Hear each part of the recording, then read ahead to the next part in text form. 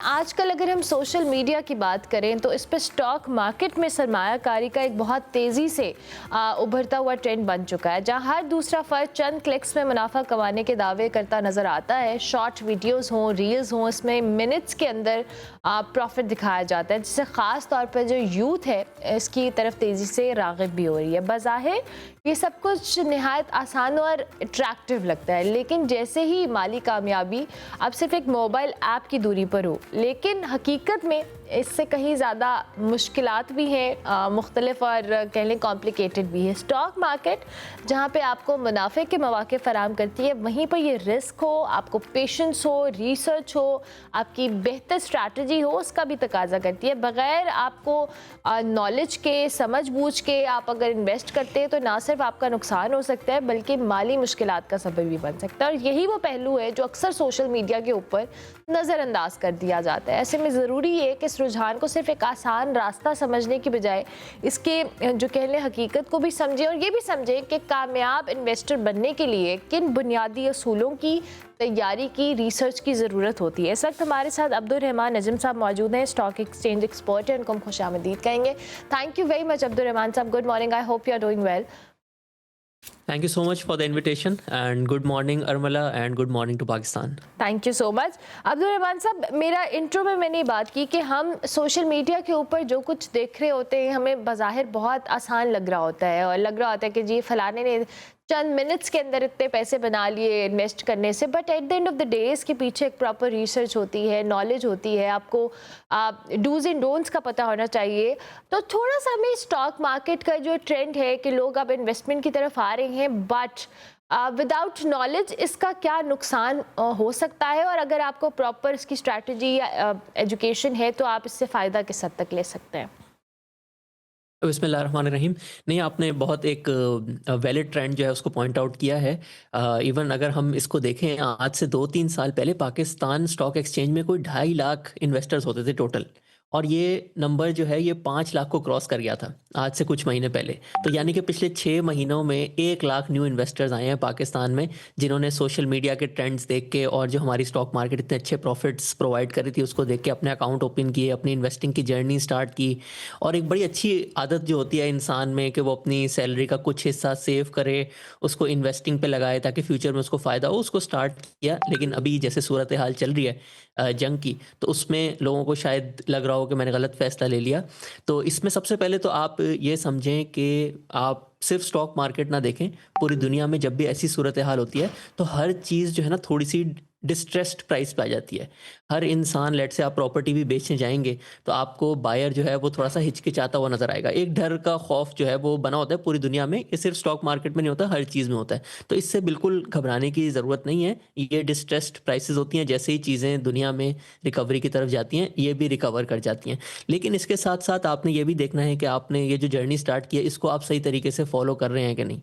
मैंने देखा है कि पाकिस्तान में रिटेल इन्वेस्टर्स जो सबसे नंबर 1 गलती करते हैं, और मैंने खुद भी एक हद तक ये की थी जब मैंने स्टार्ट किया, वो स्टार्ट करते हैं स्टॉक मार्केट में इन्वेस्टमेंट करने से, और वो देखते हैं रील सोशल मीडिया पे कि इस स्टॉक मार्केट के थ्रू ना आप पाकिस्तान के जो सबसे अच्छे बिज़नेसेस हैं, जो बहुत हाई लेवल पे बिज़नेस करते हैं, उनके डिफरेंट डिफरेंट बिज़नेसेस भी हैं, उनको 20-25 साल भी हो गए हैं काम करते हुए, तो इनके साथ जो है ना हम लोग इन्वेस्ट कर लेते हैं। हम्म। लेकिन वो आहिस्ता-आहिस्ता वो चीज़ जो है ना कहीं 2-3 कदम आगे जाके ऐसी कंपनीज़ तक पहुँच जाते हैं जिसमें ना एक तरह का सट्टा चल रहा होता है या अनाउंसमेंट्स चल रही होती हैं। ऐसी छोटी कंपनीज़ भी होती हैं, वो अनाउंस करती हैं कि हम ये बड़ा काम करने जा रहे हैं, और उसका जो पूरी शेयर प्राइस होती है उसमें वो पूरा बन जाता है। व्हाट्सएप पे मैसेजेस चल रहे होते हैं, लोग बता रहे होते हैं कि मैंने इसमें इन्वेस्ट किया, इसका शेयर इतना बढ़ गया, आगे आप भी ले लें।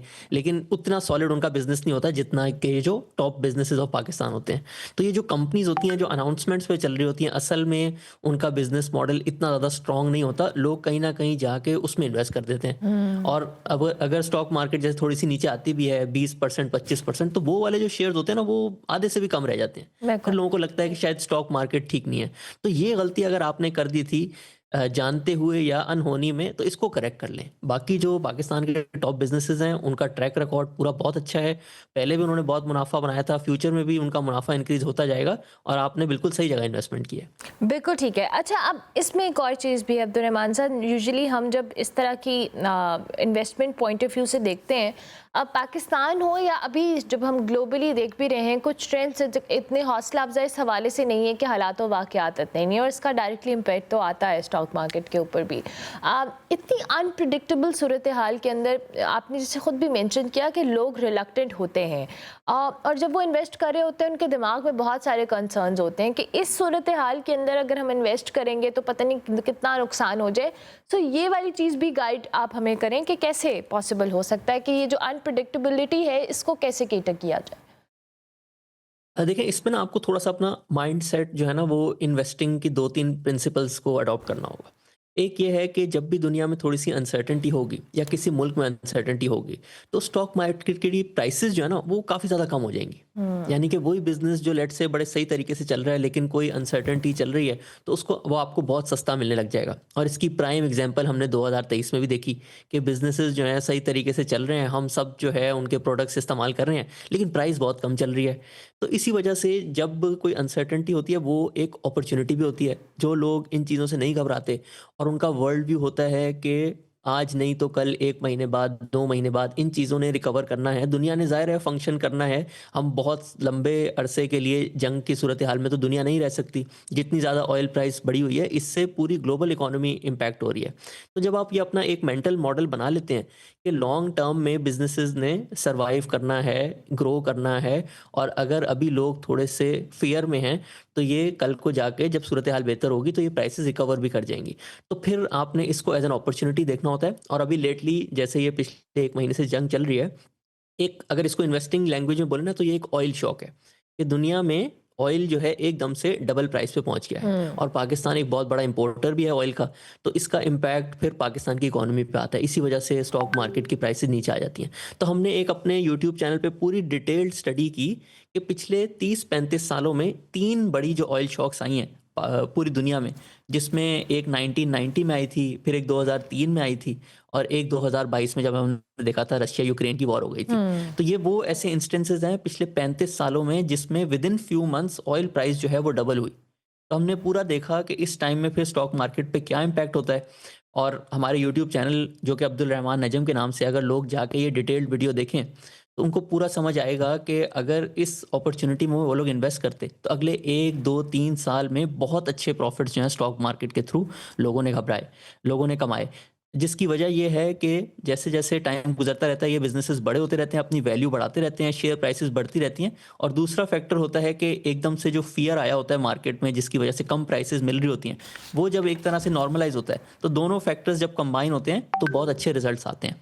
बट फिर भी आप इसको देखते हुए, समझते हुए अपने फियर को जो है कंट्रोल करने की कोशिश करें, नॉलेज हासिल करें। जब नॉलेज होती है ना फिर ही इंसान जो है ना वो फियर का बुत जो है ना तोड़ पाता है। वरना तो एक हफ्ता भी नहीं आप गुजार पाएंगे। आप रोज प्राइसेस देखेंगे, आपको लगेगा ऊपर जा रही है, नीचे जा रही है। लेकिन जब एक दफ़ा आप अपनी नॉलेज में इन्वेस्ट कर लेंगे और थोड़ा सा समझ लेंगे कि मैंने ये 2 साल, 3 साल, 5 साल के लिए इन्वेस्ट किया है, तो फिर आप इस अपॉर्चुनिटी का फ़ायदा उठा सकते हैं।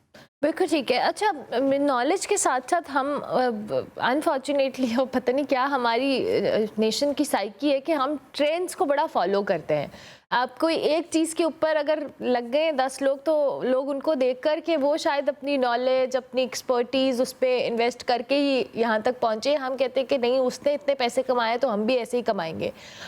तो ये जो ट्रेंड्स फॉलो करने के लिए, जैसे अभी आपने खुद भी मेंशन किया कि इतनी कम सालों के अंदर या ड्यूरेशन के अंदर इतनी बड़ी तादाद में इन्वेस्टर्स इस सर्किट में दाखिल हुए हैं, आप जो गलत कर रहे हैं वो क्या कर रहे हैं? बिकॉज यंगस्टर्स के लिए अब उनको होता है कि जी हमने पैसे कमाने हैं, उस कमाने के लिए वो अपना नुकसान भी करा लेते हैं। तो ये जो गाइडलाइन है कि डूज एंड डोंट्स वाली, ये इस ट्रेंड्स के अंदर कि जब बहुत सारी तादाद में लोग इन्वेस्ट करें, क्या चीज़ें फॉलो करने की ज़रूरत है? चलिए सबसे पहले मैं आपको ना 2-3 डोंट्स बताता हूँ, जिसमें से जो नंबर 1 था वो मैंने आपको बताया या कि लोग शुरू करते हैं कि हम अच्छी कंपनीज में इन्वेस्ट करेंगे और आहिस्ता आहिस्ता आहिस्ता वो जो है ऐसी कंपनीज पे चले जाते हैं जो कि बहुत छोटी होती हैं और उनके फेलियर के चांसेस भी होते हैं। तो वो तो आपने बिल्कुल अवॉइड करना है। आपने ये जो टॉप की 20-30 कंपनीज होती हैं पाकिस्तान की, इनमें ही इन्वेस्ट करना है।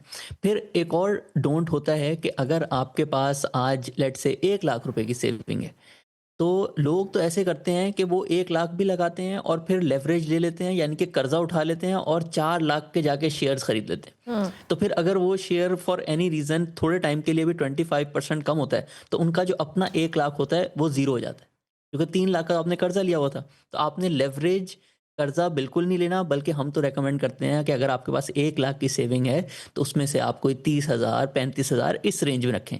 ये एक ग्लोबल जो आप अपनी सेविंग्स लगा रहे होते हैं उसकी एक ऐसी परसेंटेज है जो कि आप स्टॉक मार्केट में लगा सकते हैं। कुछ परसेंटेज का आप गोल्ड भी ले सकते हैं। कुछ परसेंटेज आपको हमेशा अपने बैंक अकाउंट में रखनी चाहिए कि कभी भी ज़रूरत पड़ जाती है।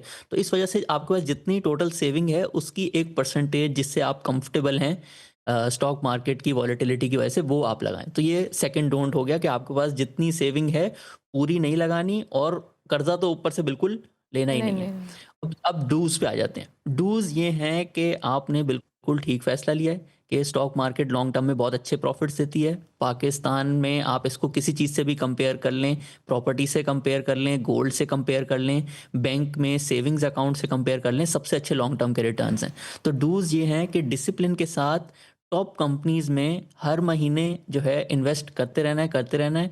ना बहुत ज़्यादा कभी फियर में आना है, ना कभी बहुत ज़्यादा ग्रीड में आना है कि प्राइसेस बढ़ रही हैं तो मैं ज़्यादा पैसे कर्जे लेके लगा लूँ। बस एक डिसिप्लिन के साथ, जैसे ज़िंदगी का असूल है, जब आप डिसिप्लिन को फॉलो करते हैं तो उसके रिजल्ट्स लॉन्ग टर्म में बहुत अच्छे होते हैं। स्टॉक मार्केट में भी बिल्कुल ऐसे ही होता है। बिल्कुल ठीक है। इन द एंड हमारे प्लेटफॉर्म से anything you want to add on Abdul Rahman साहब? हम लोग एक आजकल जैसे ये फियर चल रहा है रिलेटेड टू वॉर, इसमें बहुत ज़्यादा लोगों को गाइड कर रहे हैं कि आप अपने अंदर जो है अपनी नॉलेज में इन्वेस्ट करें। इसी से आप जो है ना ये मुश्किल टाइम जो है ये गुजार पाएंगे, और इस एक तरह से जो मुश्किल टाइम है उसको अपॉर्चुनिटी में कन्वर्ट कर पाएंगे।